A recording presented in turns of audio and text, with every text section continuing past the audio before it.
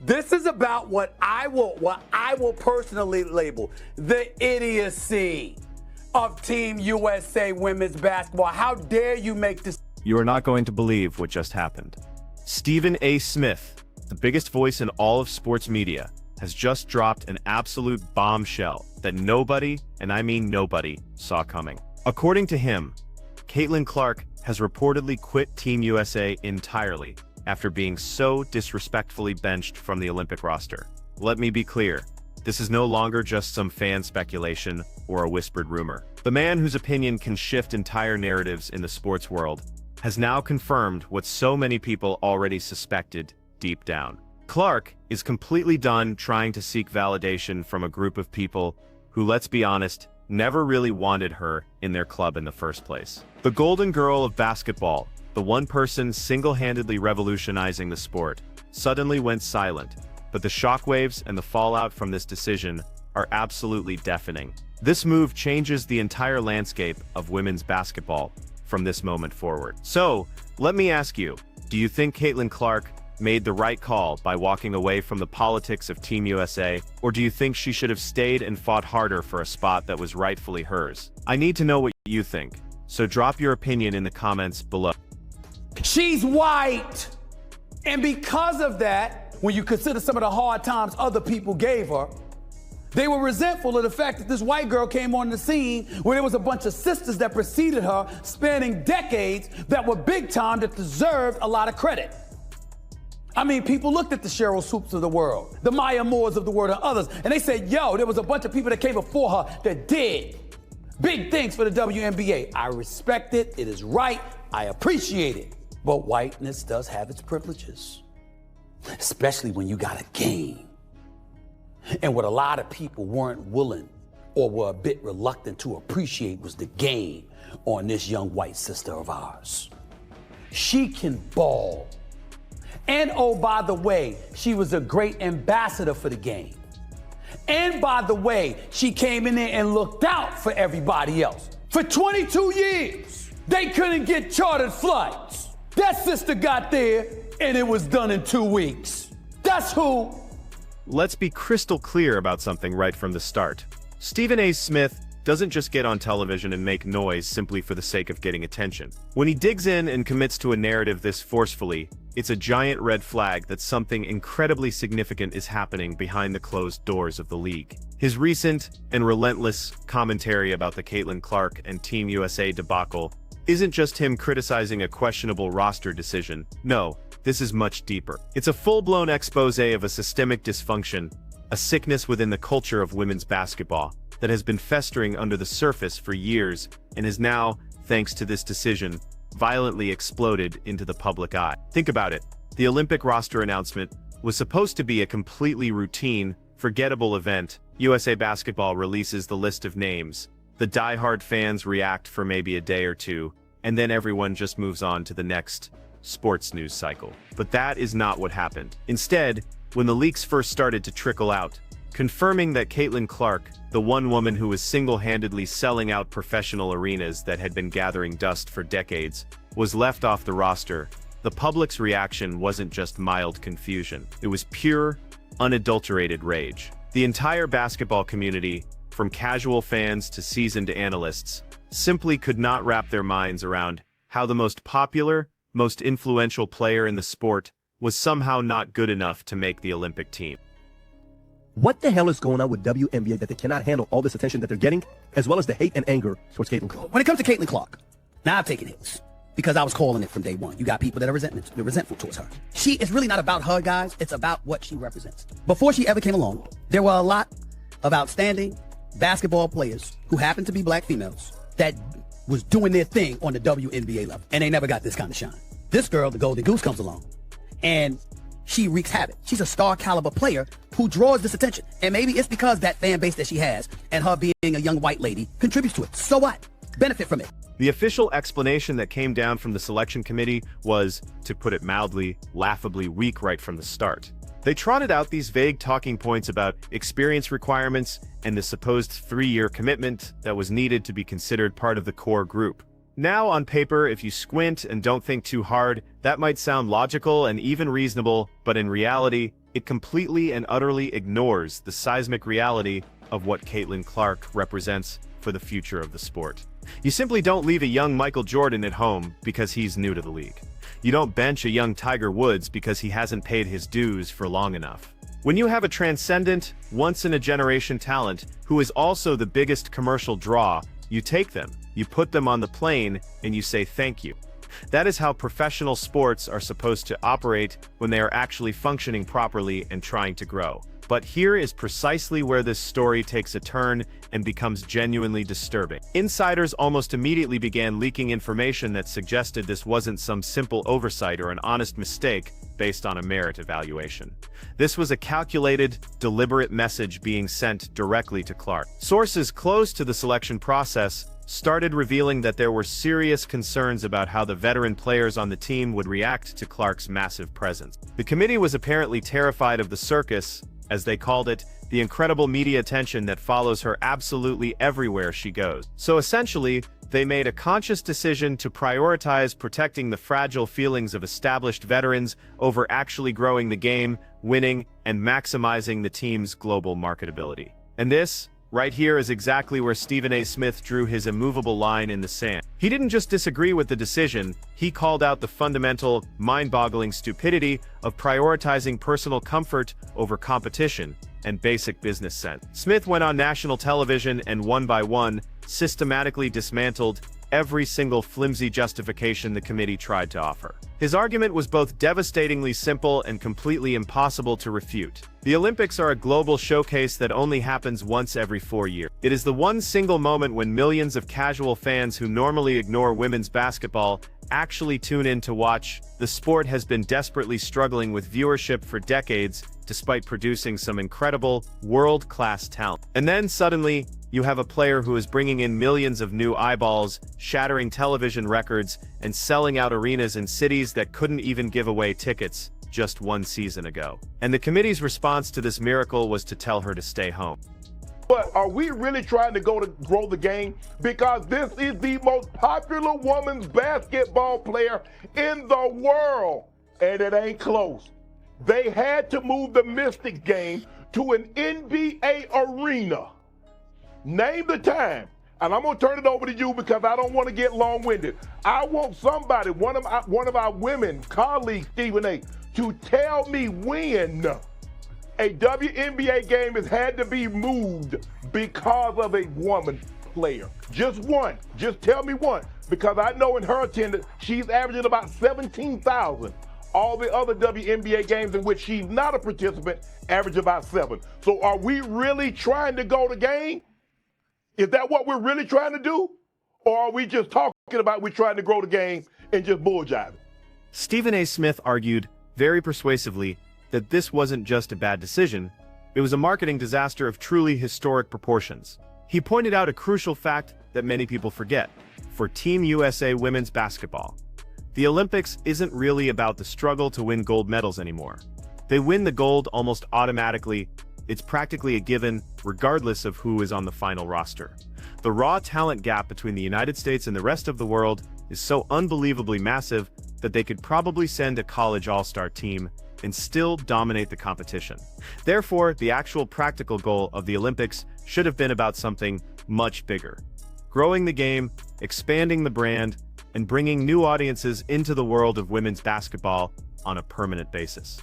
By deliberately excluding Clark, Smith argued that the gatekeepers of the sport proved beyond a shadow of a doubt that they care far more about protecting their own internal hierarchy and coddling egos than they do about the actual success and long-term growth of the league they are supposed to be stewarding. He went so far as to insinuate that there's a level of sheer incompetence running the show that is almost impossible to comprehend, unless, of course, you factor in the possibility of deliberate malice. In his view, they didn't just miss a golden opportunity, they actively and consciously rejected it.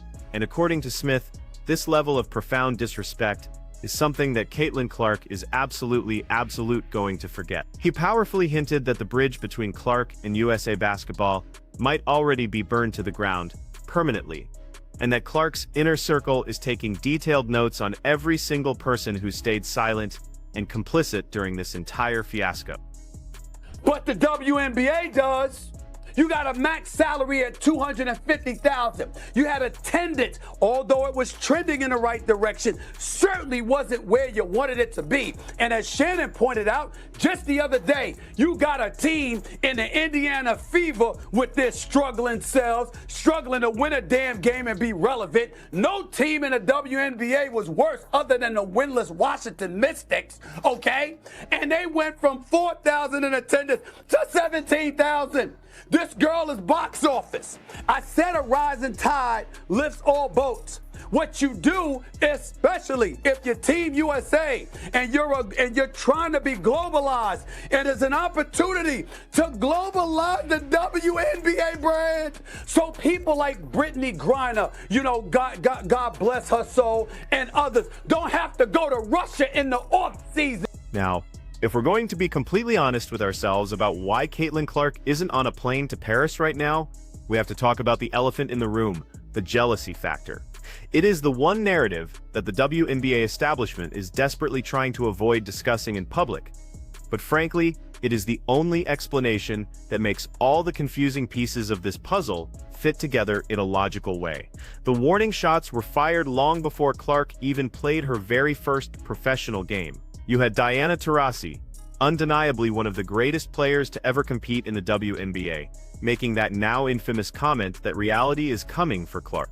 The way she said it, the tone, it sounded a lot less like helpful veteran advice and a lot more like a thinly veiled threat. Then, not long after, you had Cheryl Swoops, another celebrated icon of the sport, getting on a podcast and incorrectly questioning Clark's college records, suggesting she was only dominant because she was a ball hog who took an excessive number of shots. The criticism felt intensely personal and clearly targeted, rather than being based in any kind of fair-minded analysis. You have to ask yourself, why were these legendary figures so pressed, so bothered, by a 22-year-old who hadn't even stepped onto a professional court yet? Why were they actively trying to diminish her historic accomplishments before she even had a chance to prove herself at the next level? The theory that Stephen Smith has alluded to time and time again is brutally straightforward.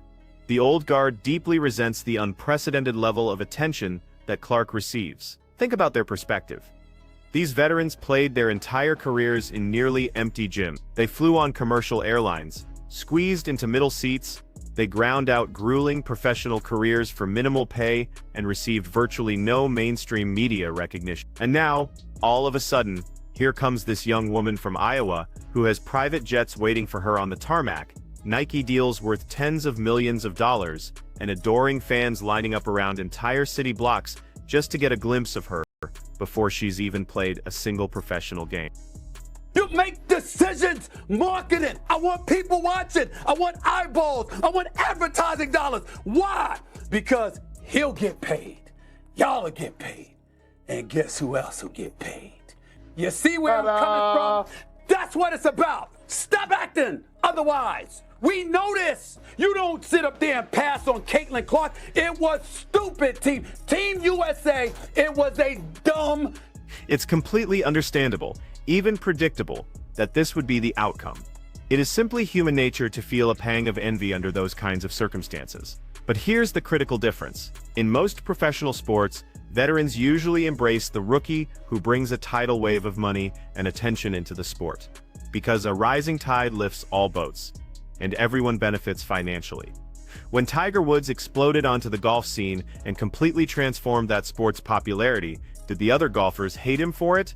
No, they thanked him, because his presence tripled their prize money and brought massive new sponsorship deals to the entire PGA Tour. But in the WNBA, for some reason, the reaction has been the polar opposite.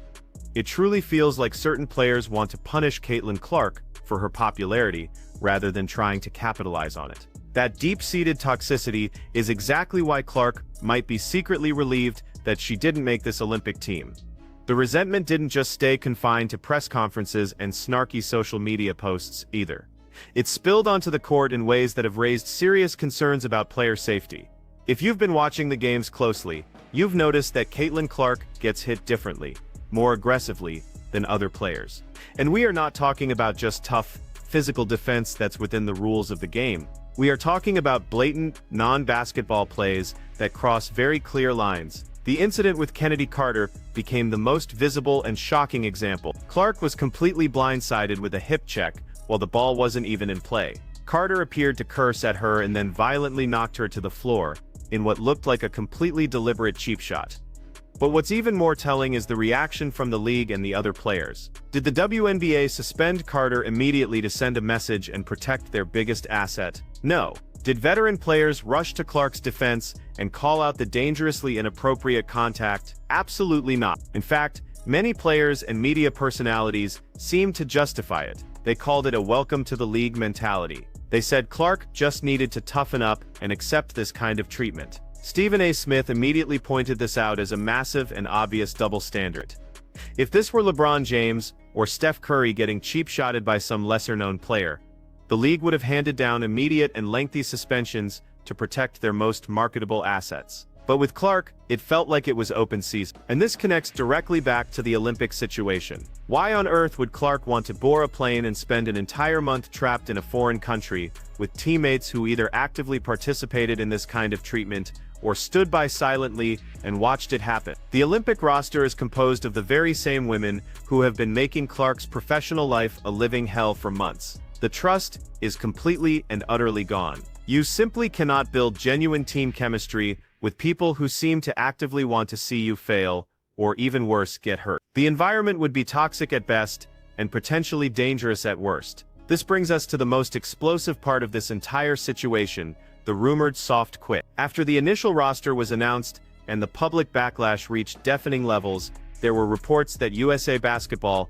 might try to do damage control by offering Clark an alternate position. Basically, she would be on standby in case of an injury. It's a consolation prize, a token gesture designed to let the committee save face by saying they still value her without actually giving her a real roster spot. But sources very close to the situation suggest Clark had absolutely zero interest in being anyone's backup plan. The rumor now circulating throughout basketball circles is that she politely but firmly communicated that if she wasn't considered good enough for the main roster, she had no interest in waiting in the wings, hoping for one of her rivals to get injured just to give her some playing time. This is what constitutes the soft quit. Clark didn't hold some dramatic press conference. She didn't throw a public tantrum on social media. She simply and quietly withdrew her availability. Stephen A. Smith's recent commentary strongly supports this very theory. He implied that Clark has now fully realized the immense power and leverage she holds in this situation. She is the economy of the WNBA right now. She doesn't need Team USA to build her personal brand. Team USA desperately needed her to build theirs and to boost their dismal television rating. By walking away and choosing to take the month to rest her body instead, she is effectively communicating that the committee made their bed and now they can lie in it. It is a brilliant power move that demonstrates remarkable maturity and sharp business sense. And you know it's driving the establishment absolutely crazy because they fully expected her to beg for that alternate position. They expected her to show gratitude for whatever scraps they decided to offer her. Instead, she's taking a well-deserved vacation while they go play in front of television audiences that will likely be half the size they could have been with her electrifying presence. And let's just discuss the hard numbers for a second, because quantifiable data doesn't lie about a player's impact. The Clark effect is absolutely real and completely measurable. Games featuring Caitlin Clark are drawing viewership numbers the WNBA has not seen in over 2 decades. We're talking about staggering 300 to 400% increases in ratings compared to games without her involvement. When Clark plays, arenas sell out, complete. When she visits opposing teams, those organizations are having to move their games to larger NBA arenas just to accommodate the overwhelming crowd demand. She is literally a walking stimulus package for the entire league. Stephen A. Smith hammered this crucial economic point home repeatedly. The Olympics is fundamentally a television product. NBC paid enormous, astronomical sums for the broadcasting rights. They want, and desperately need, strong ratings to justify that massive investment. By leaving Clark at home, the selection committee essentially took millions of dollars in potential ad revenue and lit it on fire. The revenge here is completely passive on Clark's part. She doesn't have to do anything active at all. She just has to stay home and rest. When the Olympic game ratings come in, and they are significantly lower than what a random Indiana Fever regular season game draws, the point will be proven without her ever having to say a single word. This undeniable financial reality is what makes the selection committee's decision so genuinely baffling.